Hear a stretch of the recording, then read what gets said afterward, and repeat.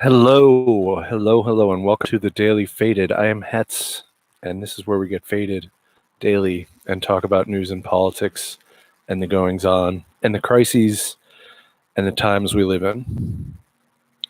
Sometimes, like tonight, we talk about times past.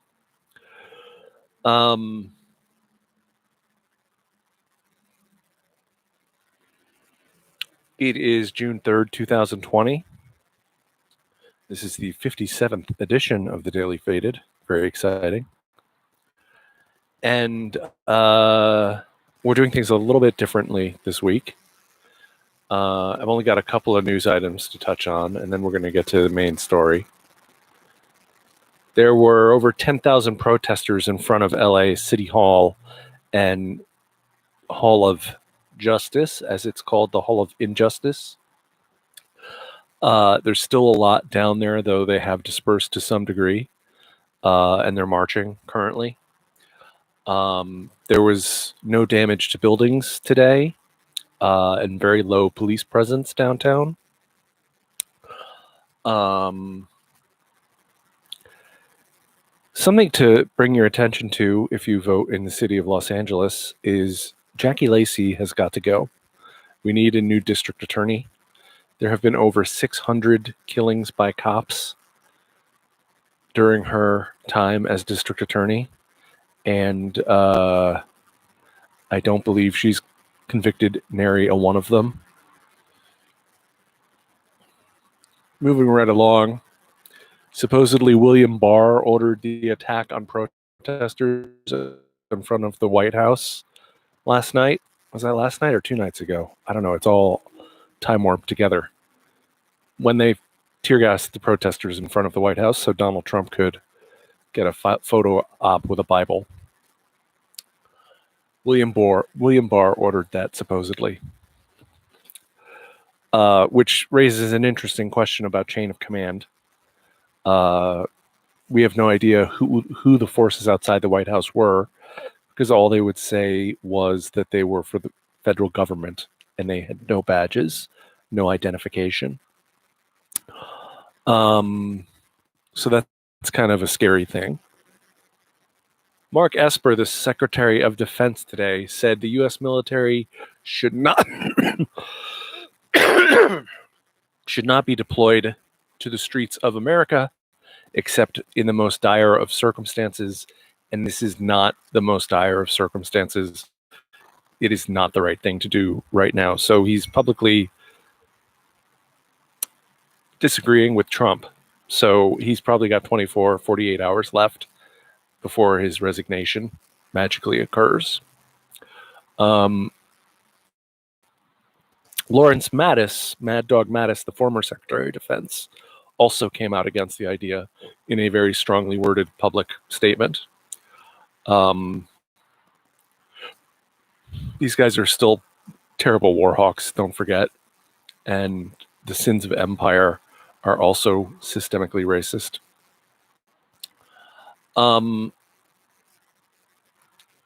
Ken Klippenstein of The Nation acquired an internal sitrep memo from the FBI, which found there was zero evidence of Antifa involvement in the violence of May 31st. Then Trump said he would designate Antifa a domestic terrorist organization. Ken Klippenstein's a good journalist. So not much has made me smile or laugh over the last week. I mean, I've smiled at some of the very inspiring young people that I hear speaking, and that makes me smile. And sometimes I feel optimistic and positive, and that's good. But the absolute best thing, no, this is not the best thing. The best funny side thing that has happened is Cornel West suddenly appearing on cable news and on network news programs. Brian Wallace, Anderson Cooper, Brian Wallace, Anderson Cooper, and I'm sorry, Chris Wallace, Anderson Cooper, and Brian whatever his name is, the 11th hour on MSNBC, Brian Williams. Each of them had Cornel West on. And I don't know if you've ever seen Cornel West speak before. If you haven't, look up Joe Rogan, Cornel West, and watch that. It's phenomenal. Absolutely phenomenal. And, he spins and he can't talk about anything without mentioning blues musicians and, all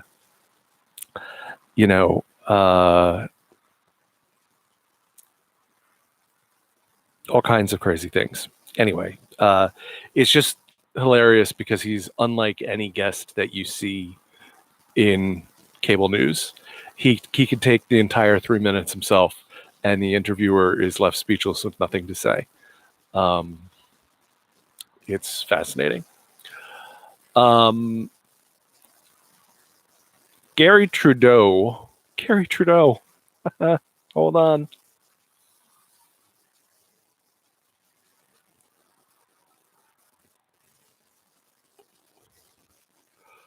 Trudeau. What the fuck is Trudeau's first name?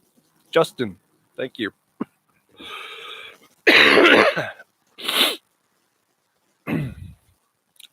Justin Trudeau, Prime Minister of Canada, today was asked what he thought of the president's decision to fire on his own people, and if he didn't want to comment on it, what message does he think it sends by not commenting on it? And I thought that's a great way to ask the question, because you just fucked him either way. So for 21 seconds, he just looked straight ahead like a deer in the headlights, and he had no idea what to say. And he was clearly dumbstruck by the question. And I think dumbstruck by, I can't afford to alienate Donald Trump, but what's going on in America is unbelievable. Unbelievable. Except that it's completely believable because it's the history of the United States.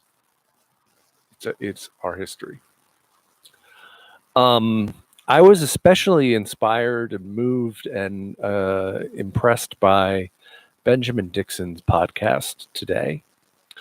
And I'm not going to try and summarize all the great things that he said. But one thing that he did do was draw a picture of America and American imperialism post World War II, and how every president since World War II has been a war president, and that the anti-war left says that's not in keeping with the American Revolution. There's nothing in our founding documents about going out and having troops in Iraq and Afghanistan and helping bomb the Yemenis into dust. And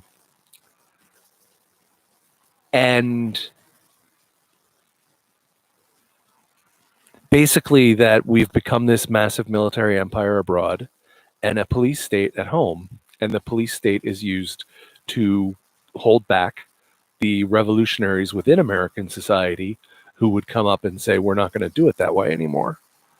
And we're probably in the beginning of a grand transition. I hope we are. I really hope we are.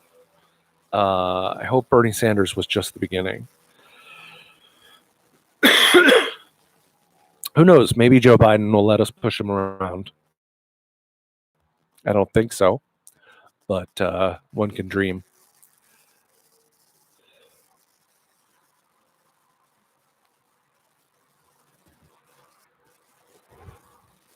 Last random news bit. Governor Ralph Northam of Virginia ordered a statue of General Robert E. Lee to be taken down in Virginia. So that's a good thing. So tonight, I'm just going to read something. I hope I don't lose you.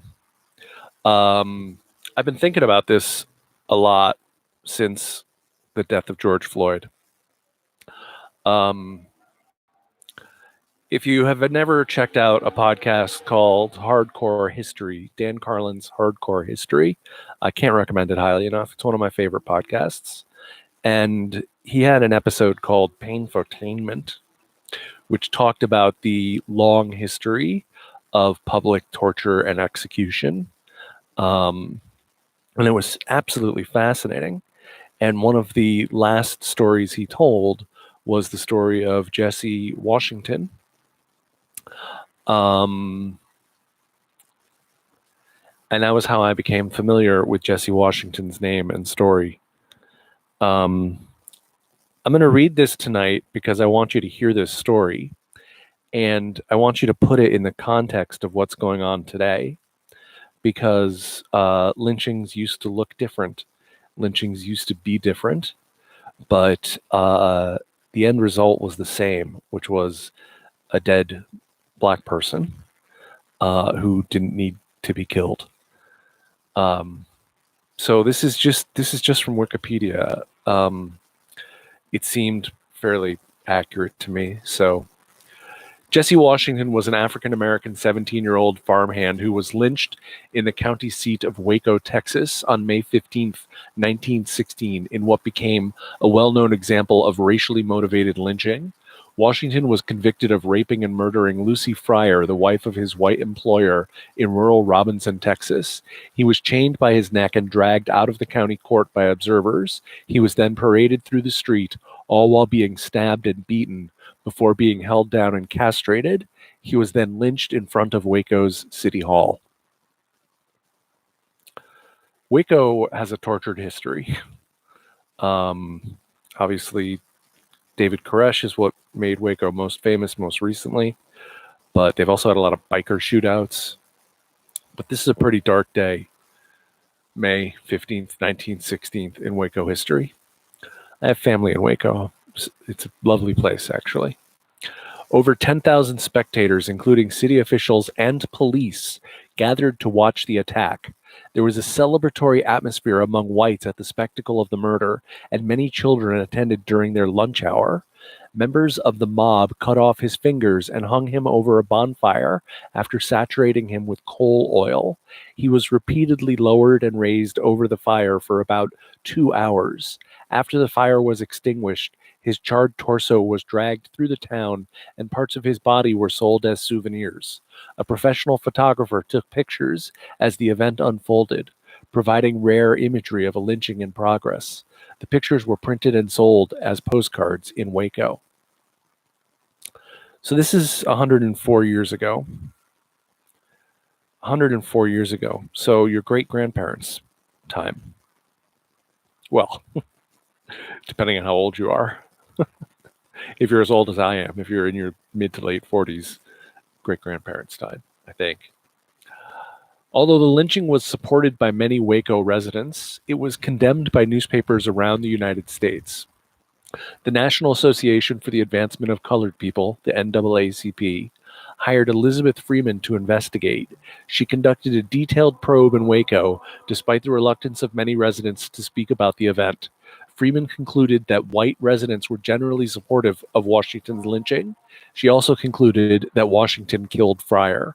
After receiving Freeman's report on the lynching, NAACP co-founder and editor W.E.B. Du Bois published an in-depth report featuring photographs of Washington's charred body in the crisis, and the NAACP featured his death in their anti-lynching campaign.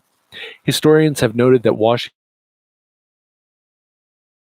was viewed. The widespread negative publicity helped curb public support for this practice. In the 1990s and 2000s, some Waco residents lobbied for a monument to Washington's lynching, but this idea failed to garner wide support in the city. On the centenary of the event, in May 2016, the mayor of Waco held a formal ceremony to apologize to Washington's descendants and the African American community. A historical marker has been installed to memorialize the lynching. I'm just going to keep going with this because there are some more details that I think are important to help add context to what the Black experience has been like in America historically and what it has meant to be a Black body in this country? In late 19th and early 20th centuries, thousands of lynchings occurred in the southern United States, primarily of African Americans in the states of Florida, Georgia, Mississippi, and Texas. Between 1819 and 1920, about 3,000 African Americans were killed by lynch mobs in cases where they were alleged perpetrators of crimes. They were conducted outside the legal system. Suspects were taken from jail and courtrooms or killed before arrest. Supporters of lynching justified the practice as a way to assert dominance over African Americans. To assert dominance over African Americans. After slavery, they needed lynching. To whom they attributed a criminal nature. Lynching also provided a sense of white solidarity in a culture with changing demographics and power structures. Although lynching was tolerated by much of Southern society, opponents of the practice emerged, including some religious leaders and the nascent NAACP. I hope you're finding this interesting, and I hope the context is obvious.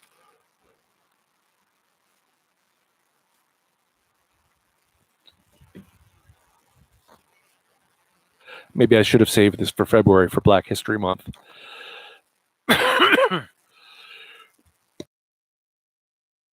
But I thought it was appropriate now.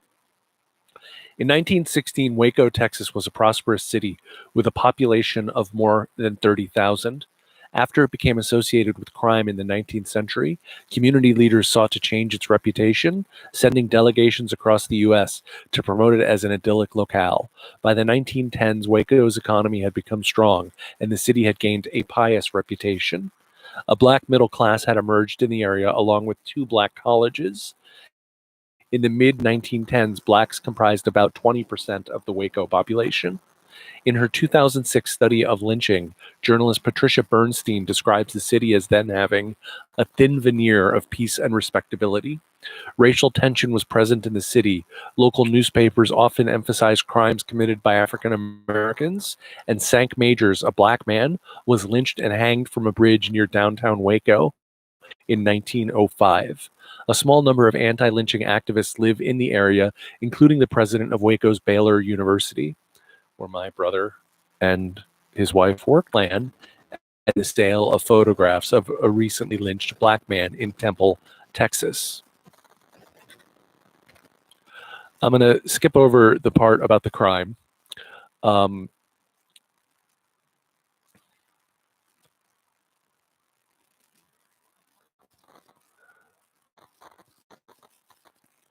May 9th, Sheriff Fleming took Washington to Hill County to prevent vigilante action. The Hill County Sheriff, Fred Long, questioned Washington with Fleming. Again, this is over the murder of the wife of his employer in the rural part of Waco. Fred Long questioned Washington with Fleming. Washington eventually told them he had killed Fryer following an argument about her mules and described the murder weapon and its location. Long brought Washington to Dallas, Texas, while Fleming returned to Robinson. Fleming soon reported that he found a bloody hammer where Washington had indicated. In Dallas, Washington dictated and signed a statement that described the rape and murder of Fryer. The confession was published the next day in Waco newspapers. Newspapers sensationalized the murder, describing Fryer's attempts to resist Washington's attack. But the doctor who had examined her body concluded that she was killed before she resisted any assault. A lynch mob assembled in Waco that night to search the local jail, but dispersed after failing to find Washington. A local paper praised their effort. That night, a small private funeral and burial were held for Lucy Fryer.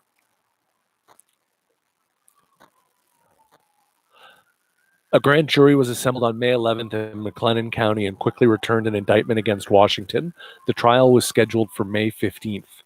The Times-Herald of Waco published a notice on May 12th requesting that residents let the justice system determine Washington's fate. Sheriff Fleming traveled to Robinson on May 13th to ask residents to remain calm. His address was well received. Washington was assigned several inexperienced lawyers. His lawyers prepared no defense and noted that he appeared placid in the days before the trial. On the morning of May 15th, Waco's courthouse quickly filled to capacity in anticipation of the trial. The crowd almost prevented some jurors from entering. Observers also filled the sidewalks around the courthouse. More than 2,000 spectators were present. Attendees almost entirely white, but a few quiet members of Waco's black community were present. As Washington was led into the courtroom, one audience member pointed a gun at him, but was quickly overpowered. As the trial commenced, Judge Richard Irby Monroe attempted to keep order, insisting that the audience remain silent. Jury selection proceeded quickly. The defense did not challenge any selections of the prosecution. Bernstein states that the trial had a kangaroo court atmosphere. Judge Monroe asked Washington for a plea and explained the potential sentences. Washington muttered a response, possibly yes, interpreted by the court as a guilty plea.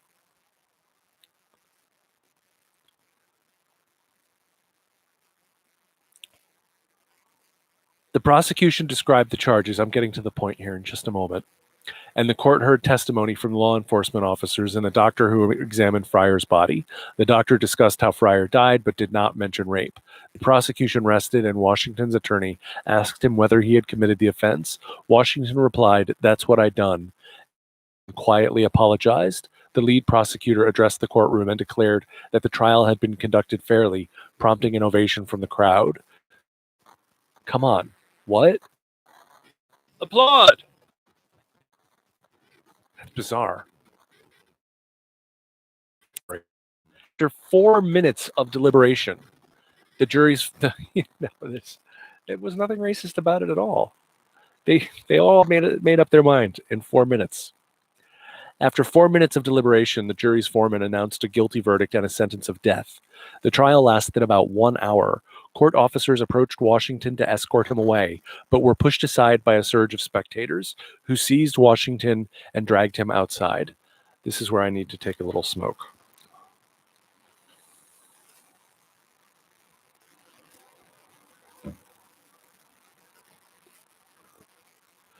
Warning, shocking content coming up.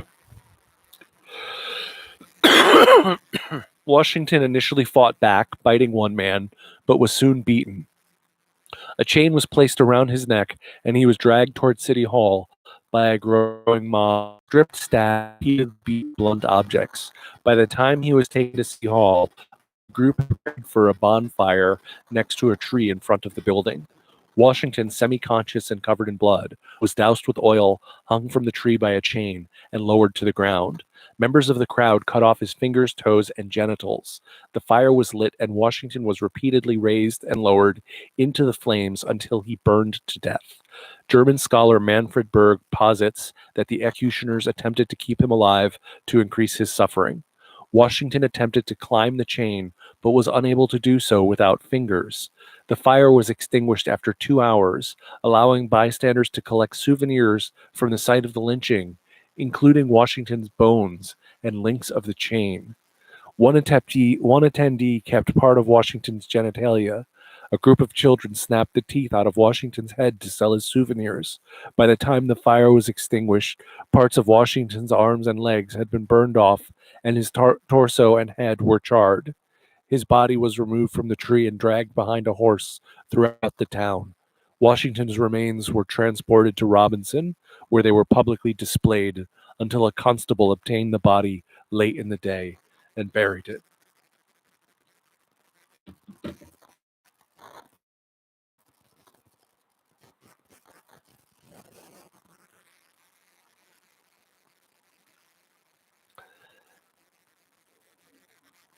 That's what the Confederate flag symbolizes. That's what the Confederate flag stands for. And that's what white people thought of black bodies 104 years ago. That's not that long a time ago. That's not that long a time ago. And these crimes against humanity, there's no point in trying to compare them. They're just horrible, each in its own way. But the lynching of Ahmaud Arbery the murder of Breonna Taylor and the lynching murder of George Floyd.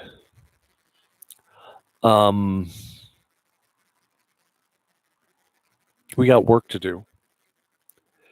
And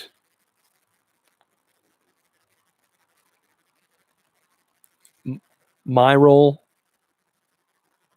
is to advocate as an ally and to do what I can to educate myself and to educate others.